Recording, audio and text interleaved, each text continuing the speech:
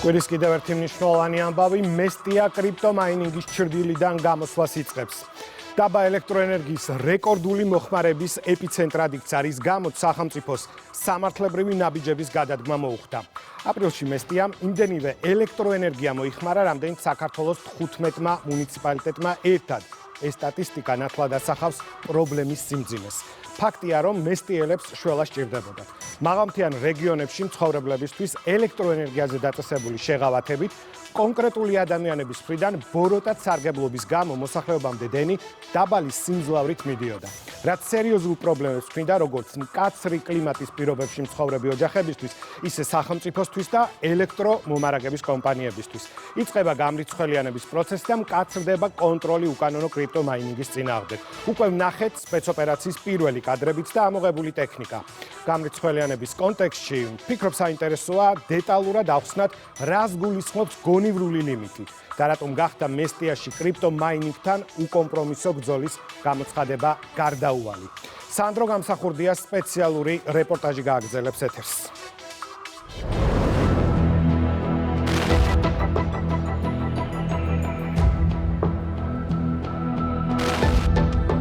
ცუდი შუქი გვაქვს. ეს მაინერების ამოღება ძალიან კაია და თუ მოხერხდა როგორმე ძალიან კაი იქნება. ენერგორესურსით სარგებლობის წესების დარღვევის ფაქტებზე დაწყებული გამოძიების ფარგლებში ჩატარებული ჩხრეკების შედეგად შინაგან საქმეთა სამინისტრო მესტიის მუნიციპალიტეტში მხოლოდ 3 დღეში 212 ეგრეთ წოდებული მაინერი ამოიღო. სახელმწიფომ დაიწყო ღია და უკომპრომისო ომი იმ იატაკქვეშა კრიმინალური ეკონომიკის წინააღმდეგ, რომელიც საფრთხეს უქმნის არა მხოლოდ მესტიას, არამედ ფაქტობრივად საქართველოს მთელ ენერგოსისტემას.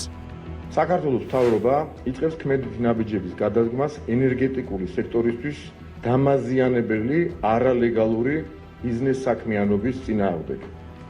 ერთ-ერთი მსხვილი გამოწვევა ამ მიმართულებით შეეხება უკანონო კრიპტომაინინგის პროცესს მესტიის მუნიციპალიტეტში, სადაც ამ პრობლემის გამო ელექტროხაზები მუდმივად გადატვირთულია, დიდი რაოდენობით ელექტროენერგიის უკანონო მოხმარება კი მნიშვნელოვნად აზიანებს როგორც ქვეყნის ენერგეტიკას, ასევე მესტიის ადგილობრივ მოსახლეობას და კერძო სექტორს. სამართალდამცველებს უკვე დაევალათ ამ პროცესის მაქსიმალური ხელშეწყობა და კონტროლი.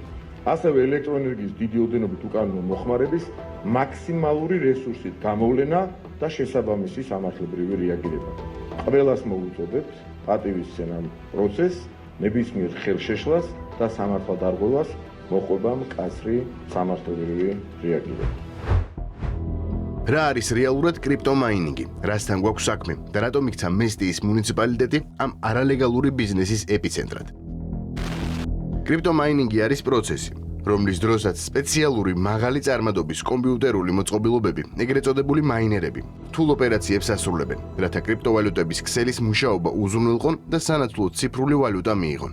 მარტივად რომ ვთქვათ, მაინერი არის ზემძლავრი ტექნიკა, რომელიც დღე-ღამის განმავლობაში პრაქტიკულად შეუჩერებლად მუშაობს ვირტუალური ფულის გამოსამუშავებლად. მაინინგის მთავარი ხარჯი ელექტროენერგიის მოხმარებაა. ამ პროცესს კოლოსალური რაოდენობის ელექტროენერგია სჭირდება. შესაბამისად, რაც უფრო იაფია ელექტროენერგია, მით უფრო მაღალია მოგების მიღების შესაძლებლობა. სწორედ ამ ფაქტორის გათვალისწინებით გარკვეულმა ჯგუფებმა გადაწყვიტეს უკანონო ფულის შოვნა ეცადათ. იქ სადაც წლების წინ სახელმწიფომ მაღალმთიანი რეგიონის მოსახლეობას ელექტროენერგიაზე სოციალური შეღავათები დაუწესა, ამ ჯგუფებმა ეს შეღავათები კრიპტომაინინგის განვითარებისთვის ხელსაყრელ პირობად აქციეს და მოსახლეობის ხარჯზე სოლიდურ შემოსავალს იღებდნენ. როდესაც კრიპტო წარმოება ხდება მარტივად რომ ავხსნათ, ეს პროცესი ძალიან დიდი დოზით არის საჭირო ელექტროენერგია. ერთი რომ ის წარმოება სჭირდება და მეორე რომ ის გაგრილება სჭირდება. თვითონ ასე არის მოწყობილი ეს საშუალება, რაც აგენერირებს კრიპტოვალუტას. დავდექით ისეთი გამოწვევის წინაშე, რომ კრიპტოვალუტის წარმოებამ დაარტყა სექტორს და დიდი რაოდენობით ელექტროენერგიის მოხმარებამ გამოიწვია მათ შორის ტარიფზეც ზეწოლა. უფასო ელექტროენერგიამ პრაქტიკულად ნულოვანი ხარჯის პირობებში რეგიონში კრიპტომაინინგის უპრეცედენტო მასშტაბები შექმნა. ტრანსფორმატორები და ელექტროგანამცემი ხაზები გაზრდილ დატვირთვას ვეღარ უძლებდნენ. შედეგად ინფრასტრუქტურა ხშირად ზიანდებოდა და მწყობრიდან გამოდიოდა. და მაშინ, როდესაც კრიპტომაინინგით დაკავებული ადამიანები მნიშვნელოვან შემოსავალს იღებდნენ, ადგილობრივ მოსახლეობას განსაკუთრებით ზამთრის პერიოდში ელექტროენერგიის ხშირი შეზღუდვების ატანა უწევდა. მუნიციპალიტეტს, რომლის ეკონომიკის ერთ-ერთი მთავარი საფუძველი ტურიზმია, ელექტრომომარაგების არასტაბილურობას სერიოზულ პრობლემებს უქმნის და როგორც მოსახლეობის ყოველდღიურ ცხოვრებაზე, ისე ტურისტულ სექტორის განვითარებაზე უარყოფითად აისახება. 92 წლის მერე დენის გადასახადს ავიხდით. და თავის დროზე ამან გადაგვარჩინა თვითონ მაღალმთიანი რეგიონი, მესტის მუნიციპალიტეტი და იქიდან ხალხი არ დაიცალა, მაგრამ შემდგომ უკვე 2016 წლიდან რომ მაინინგი შემოვიდა, უკვე ნელ-ნელა დაიწყო მაინერების შემოტანა სვანეთში და ხაზები იწვებოდა დენის უზომო მოხმარებაზე გადავედით, ეს უკონტროლო ხდებოდა ეს ყველაფერი და მამან უკვე მივიდა სახელმწიფო იმ დონემდე, რომ ეს მაინინგი უნდა ამოეღო. მე ვეთანხმები მაგას, იმიტომ რომ ჩვენ მუნიციპალიტეტის განვითარებას ძალიან გვიშლის ხელს. არის პერიოდები, როცა ზამთრის პერიოდში მაგალითად უშუქობით ვარ. არის პერიოდი, რომ მორიგეობით დღის ნაწილში რაღაცა მესტის ერთი ნაწილი გამოვთვლილი გვაქვს საბაგირო რომ მუშაობს და 6-ის მერე საბაგირო ითიშება, მერე უკვე ელექტროენერგიას ვაძლევთ იმ დასახლებებს. სამწუხაროდ ესეთი ისიც გვაქვს რა. შემთხვევებიც არის აი გაზრდილი მაინინგის გამო. უკონტროლო ენერგომოხმარება, რომელსაც ინფრასტრუქტურის დაზიანების გარდა სისტემას დამატებით ათეულობით მილიონი ლარის ზარალი მიაყენა. მხოლოდ ამით არ შემოიფარგლება. როდესაც მესტიის მუნიციპალიტეტში უფასოდ დაერთებული მაინერები დენს იზრუნავენ, ეს დანაკლისი საერთო ტარიფშიც აისახება. შესაბამისად, უკანონო კრიპტომაინინგით გადასახადის ყველა გადამხდელი ზარალდება. ანუ თითოეული აბონენტი ქვეყანაში ყოველი გადახდის დროს კონკრეტულად ამ პრობლემის გამო დამატებით ლარნახევარს იხდის. დაახლოებით 20 მილიონის, უხეშად 20 მილიონზე მეტის ელექტროენერგიის უკანონოდ მოხმარება ხდება მაინინგის მიზნით. რა თქმა უნდა, ეს საბოლოო ჯამში აწვება თითოეულ მოქალაქეს, აისახება საბოლოო ჯამში გადასახადზე, რომელსაც ადამიანი იხდის თბილისში, ქუთაისში თუ ნებისმიერ სხვა მუნიციპალიტეტში, ეს ბუნებრივი უნდა გამოსწორდეს, ჩარჩოებში უნდა მოექცეს, ამას ემსახურება გამრიცხველიანების პროცესი და ის ზომები, რომლებსაც იღებს პარალელურად შინაგანსაკუთრებთა სამინისტრო. აპრილში მესტიამ იმდენიდენი მოიხმარა, რამდენიც საქართველოს 15 მუნიციპალიტეტმა ერთად. დაახლოებით 10 მილიონის ნაცვლად დახარჯული 133 მილიონი კილოვატ-საათი. ეს ციფრი კრიტიკულ ზღვარს ნიშნავს. სწორედ ამიტომ მთავრობის გადაწყვეტილებით მესტიაში მრიცხველები დამონტაჟდება. ელექტროენერგია სვანეთში კვლავ იქნება უფასო თითოეული აბონენტისთვის, საჭირო მაქსიმალური რაოდენობის ფარგლებში. აღნიშნული რაოდენობის ზემოთ კი დაწესდება ლიმიტი და შესაბამისი ტარიფი. თუმცა უკანონო მაინინგისთვის და კერძო პირების გამდიდრებისთვის სახელმწიფოს რესურსის ძარცვა დასრულდება. ეს ემსახურება უპირველესად როგორც ადგილობრივი მოსახლეობის ინტერესებს, ასევე ქვეყნის ესე იგი ენერგეტიკული სისტემის დაცვას, რადგან ელექტროენერგიის გადაჭარბებით მოხმარება და უკანონოდ მოხმარება მით უმეტეს ერთის მხრივ ძალიან დიდი ფინანსური ზარალია ენერგეტიკული სექტორისთვის და მეორეს მხრივ რაც ძალიან მნიშვნელოვანია, ეს თვითონ აწვება ყველა მოქალაქეს, რომელიც კეთილსინდისიერად იხდის ელექტროენერგიის ღირებულებას.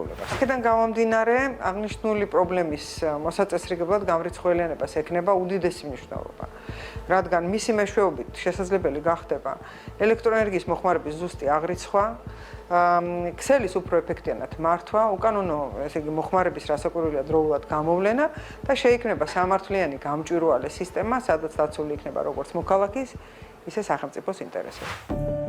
არალეგალური მაინინგი მნიშვნელოვან პრობლემას უქმნის როგორც ადგილობრივ ელექტროქსელს, ისე მთლიანად ენერგოსისტემას. ქსელზე დამატებითი დატვირთვა განსაკუთრებით მძიმე დაისახება ზამთრის პერიოდში, როდესაც მდინარეებში წყლის დონე მცირდება და ჰიდროელექტროსადგურების გამომუშავება იკლებს.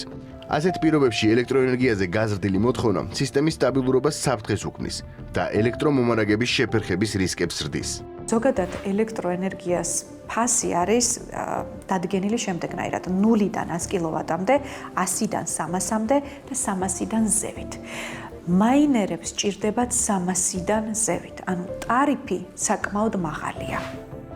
პროცესი დაიწყო. საგამოძიებო სამუშაოების პარალელურად მრიცხველები თითოეულ დასახლებულ პუნქტში დამონტაჟდება, რაც ელექტროენერგიის მოხმარების რეალურ მაჩვენებლებს ასახავს. სამართალდამცველებს კი საშუალებას მისცემს კონკრეტული მიმართულებით პრობლემის იდენტიფიცირება მოახდინონ.